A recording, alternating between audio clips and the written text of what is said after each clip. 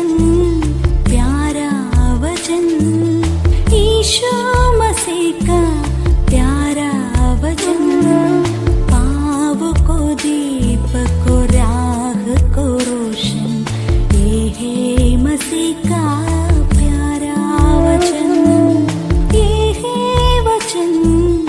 परमेश्वर के धन्य नाम की महिमा हो। प्रभात मनन के सत्र 2002 में आप सभी का बहुत ही विनम्रता के साथ स्वागत करता हूं। एक और बार आपको विनम्रता पूर्व याद दिलाना चाहता हूं, हमारे वचनोत्सव कार्यक्रम के चौथा दिन के कार्यक्रम आज ठीक 6 बजे शुरू होगा। वही पासवर्ड और आईडी जो आपने कल भी इस्तेमाल किया है आज भी इस्तेमाल कर सकते हैं। मात्र 100 लोगों को ही जूम में जुड़ने का स्वतंत्रता है, सुविधा है, इसलिए अवश्य 6 बजे ही जुड़ने की कोशिश करें। आइए आज के मनन के लिए हम पढ़ते हैं इब्रानी अध्याय 10 पद 15 से 18 तक। और पवित्र आत्मा भी हमें यही गवाही देता है, क्योंकि उसने पहले कहा था, प्रभु कहता है कि जो वाचा मैं उन दिनों के बाद उनसे बांधूंगा वो यह है कि मैं अपने नियमों को उनके हृदय पर लिखूंगा और मैं उनके विवेक में डालूंगा। फिर वो ये कहता है,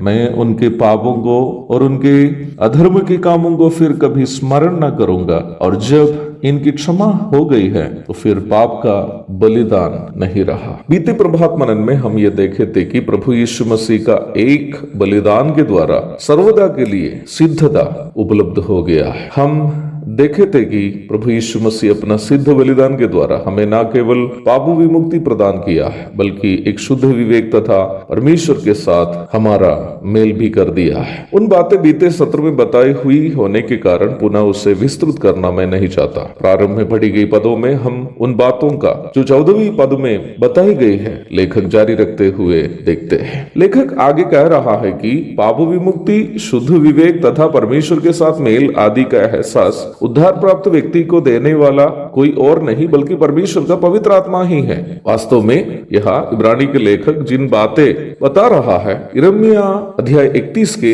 31 से 34 तक के भाग का उदाहरण है। निम्न भाग का उदाहरण अध्याय 8 के 8 से 12 तक भी किए हुए आप देख सकते हैं। मनुष्य जाति के उद्धार के संबंध में जब विचार करते हैं, जैसे कि सभी ईश्वरीय योजना में परमेश्वर के तीनों व्यक्तित्व अथवा पिता, पुत्र एवं पवित्र आत्मा की एकत्रित सहभागिता प्रकट है, वैसे ही इधर भी प्रकट है। पाप में फंसकर अनंतकालीन दंड के लिए परित्यक्त मानव वंश से अगाध प्रेम करने के कारण उसे पाप से और उसके अनंतकालीन परिणामों से बचाने की योजना वास्तव में पिता परमेश्वर की है। यूहन्ना 3 की 16, यूहन्ना 17 की 4, पहला यूहन्ना अध्याय 4 पद 9 और 10। परमेश्वर पिता की निम्न योजना को पुत्र ने जगत में लागू किया। पुत्र प्रभु यीशु मसीह ने मनुष्य बनकर जगत में आया और मानव जाति के पाप का बोझ अपने पावन देह पर उठाकर पाप के परिणाम स्वरूप मनुष्य यदि नरक में जाते तो जो भी सजा उन्हें वहां भुगतनी पड़ती, उससे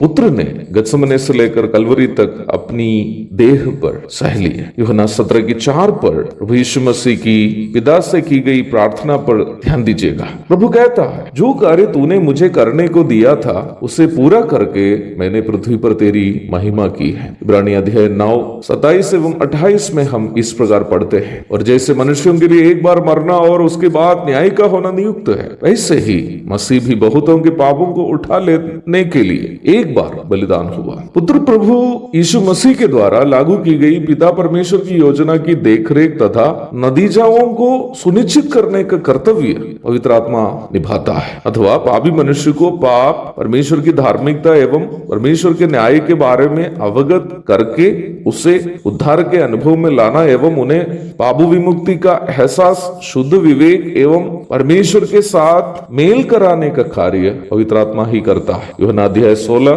पद 8 से 13 तक, रोमी 8 की 9 से 16 एवं 23 से 27 तक के भागों को पढ़िएगा। हमारा उद्धार में परमेश्वर के तीनों व्यक्तित्वों का एकत्रित सहभागिता हम यहाँ स्पष्ट रूप में देखते हैं। प्रभु दया करे, इस विषय का अध्ययन हम लोग कल भी जारी रखेंगे। तब तक के लिए आपसे विदा हो जाता हूँ। प्रभु के धन्य नाम की महिमा हो।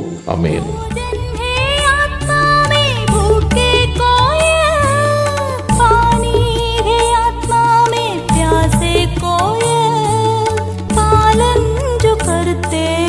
उसके लिए बख्शिश पाने का